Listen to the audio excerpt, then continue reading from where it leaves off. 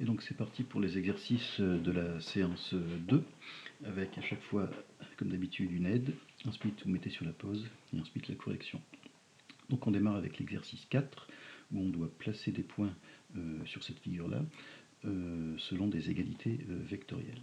Alors pour la première égalité, AM égale AB plus AC, je pense que vous allez pouvoir utiliser, vu que les deux vecteurs ont la même origine, vous allez pouvoir utiliser la règle du parallélogramme. Mais bien sûr, vous pouvez aussi utiliser la relation de Schall. Pour le vecteur Mn, vous allez utiliser finalement ce qu'on a fait dans l'exercice 3 de la précédente vidéo. On va utiliser le fait que l'opposé de AC, c'est CA, et puis la relation de Schall.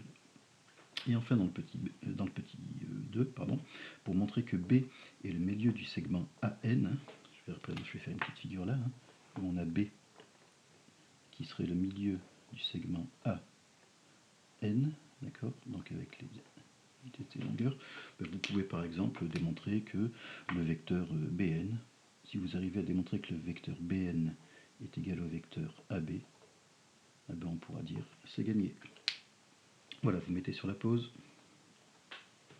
Et donc on corrige l'exercice 4 tout de suite.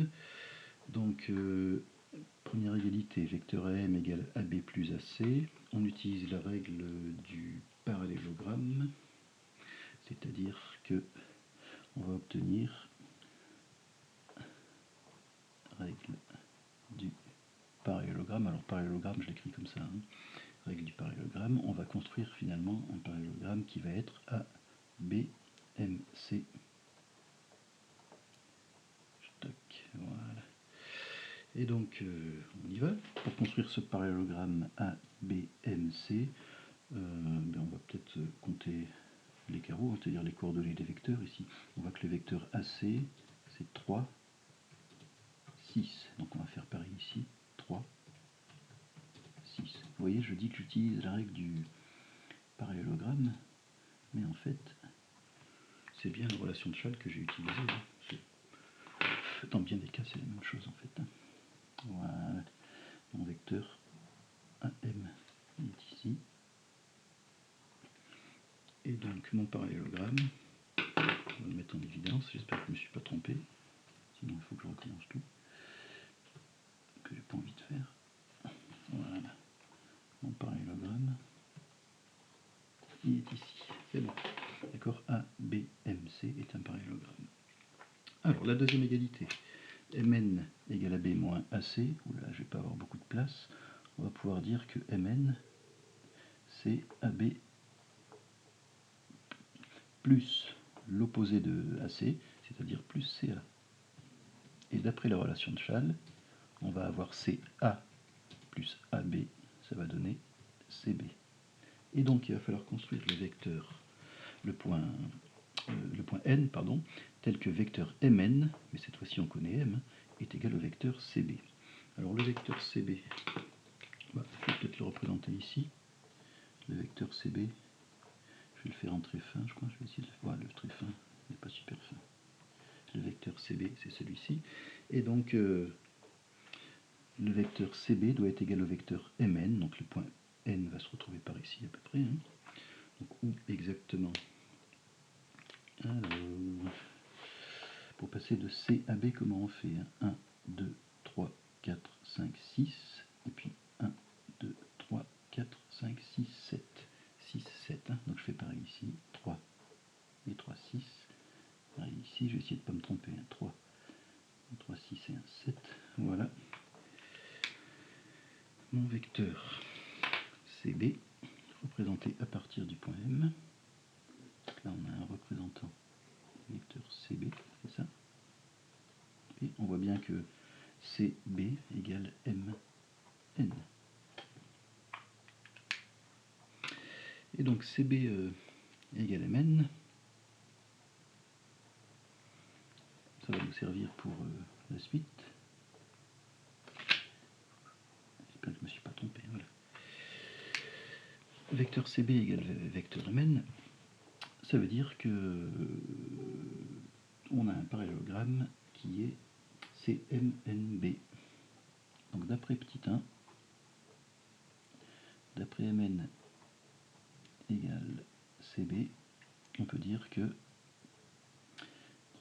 reprends, hein, Mn égale Cb, je peux dire que CMNB est un parallélogramme.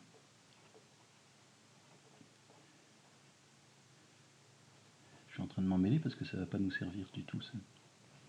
C'est pas ça qui va nous servir. Donc on a Mn égale Cb. Ok. Vecteur Mn égale vecteur Cb, si c'est bon. Donc CMNB est un parallélogramme, et donc du fait que CMNB est un parallélogramme, on va obtenir vecteur Cm égale vecteur Bm. D'où vecteur Cm égale vecteur Bn. Ok. Et maintenant, d'après le petit 1, on sait que CMBA, c'est écrit ici, hein, ABMC en fait, hein, ABMC, AB, je vais arriver, MC, est un parallélogramme. Donc, ça veut dire que CM est égal à AB. CM est égal à AB.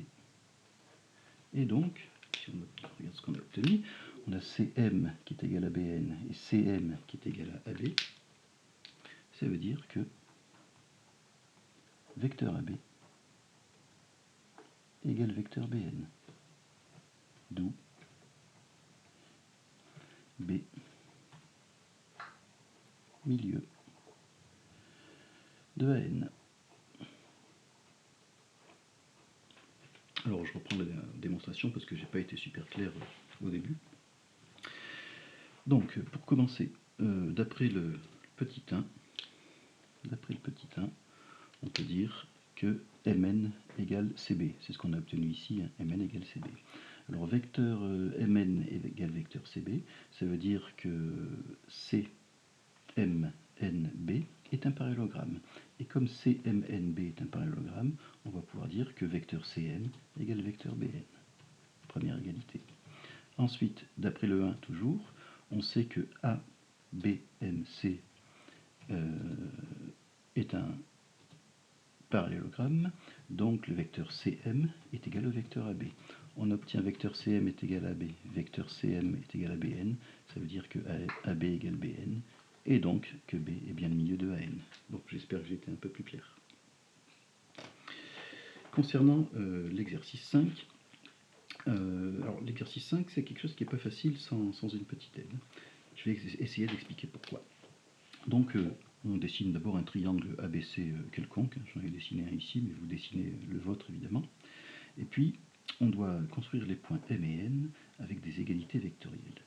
On va se concentrer sur la première pour l'aide, puis la deuxième, ça sera exactement la même chose. Je pense que vous pourrez même regarder la correction du premier pour pouvoir faire ensuite le deuxième. Alors la difficulté, c'est qu'en fait là, le point M, il est inconnu. Et donc on a du mal à imaginer que peut-être la somme MA plus MB, parce qu'on ne sait pas où est le point M. Alors l'idée, ça va être d'essayer, je reprends mes petites notes, voilà, d'essayer de se ramener à une égalité du type vecteur OM égale vecteur V, vous allez comprendre. Alors M c'est le point inconnu, d'accord? Point inconnu.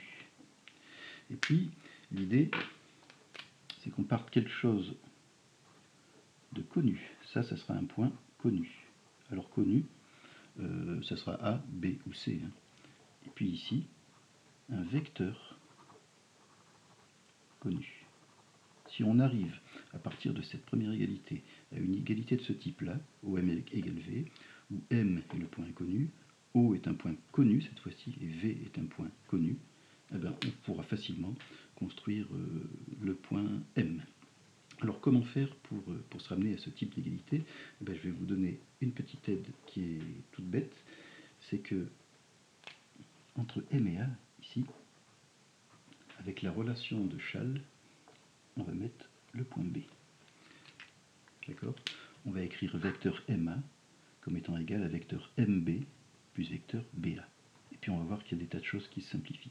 Je vous laisse essayer et ensuite on reprendra la correction. Vous mettez sur la pause. Et donc on corrige le premièrement de l'exercice 5, et puis à mon avis vous pourrez remettre sur la pause avant qu'on passe à la deuxième égalité pour pouvoir la faire tout seul. Donc j'écris mon égalité, vecteur MA plus vecteur MB égale vecteur BC. Et puis on a dit qu'on allait insérer le point B dans le vecteur MA. Donc on va obtenir MB plus BA plus MB égale BC. Okay. Et donc on va obtenir 2 vecteurs MB, c'est vraiment du calcul, vous allez voir, plus vecteur BA égale vecteur BC. Et puis comme pour les équations, hein, on va ajouter aux demandes de cette égalité, on va ajouter pour chasser ce vecteur-là. Hein. En fait, ce vecteur-là, il est connu, ce vecteur-là, il est connu. Et puis là, on a un point connu, et puis le point M qui est inconnu. On se dirige vers la stratégie OM égale V. Hein.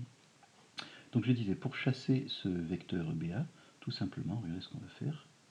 On va ajouter son opposé, exactement comme on le fait pour résoudre des équations. J'ajoute AB, mais alors j'ajoute AB de l'autre côté aussi. Hein. Ok. Et donc ici on obtient bien le vecteur nul, et on obtient donc 2MB égale BC plus AB, avec des vecteurs. D'accord. C'est-à-dire 2MB égale, tiens, je le mets dans l'ordre, AB plus BC. Je peux utiliser la relation de Schall. Ça va me donner 2MB égale AC.